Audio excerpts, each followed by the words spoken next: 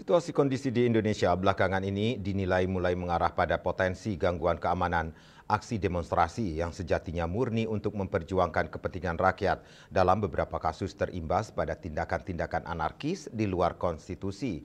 Fenomena inilah yang kemudian menguatkan kembali peran pecalang, sosok tradisional penjaga wewidangan sejak zaman kerajaan yang kini direaktualisasi untuk ikut membantu menjaga keamanan, ketentraman, dan ketertiban masyarakat. Sejarah panjang pecalang yang dulunya dikenal sebagai penjaga keamanan desa adat kini menemukan relevansi baru. Pecalang tidak hanya bertugas dalam lingkup adat dan upacara keagamaan, tetapi juga tampil sebagai benteng sosial ketika muncul potensi gangguan yang bisa mencederai eksistensi desa adat dan Bali secara keseluruhan. Peran pecalang kini melebar seiring dengan tantangan zaman.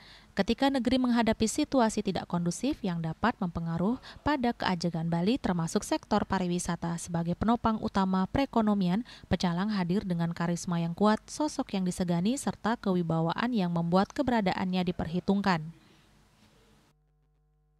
Dan dalam konteks belakangan ini terkait dengan aksi-aksi demo yang berbuntut pada kerusuhan, penjarahan, maka peran pecalang kembali dimunculkan sebagai sebuah semacam kekuatan tradisional berbasis kearifan lokal untuk menjaga Bali supaya santi, tetap damai begitu.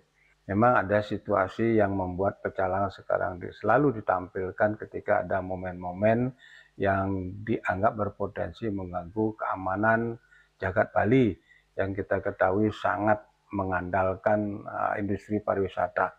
Karena jika Bali terganggu dari sisi keamanan, maka efek dominonya sangat besar berpengaruh pada industri pariwisata dan itu bisa menjebol pendapatan asli daerah termasuk kabupaten.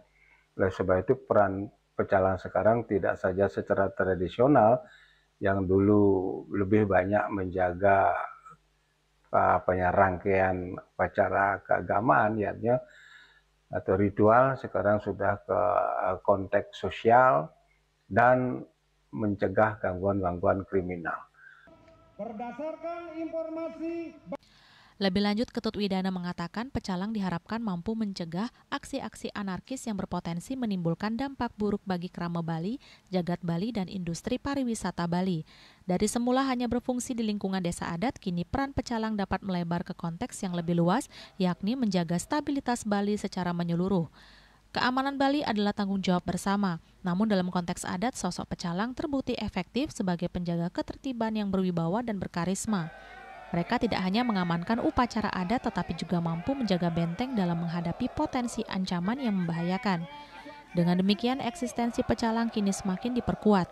Tidak sekedar simbol adat, pecalang menjelma sebagai bagian penting dalam menjaga harmoni Bali di tengah dinamika sosial dan politik yang berkembang, sekaligus memastikan citra Bali sebagai daerah yang aman, tentram, dan kondusif tetap terjaga. Hendra, Bali TV.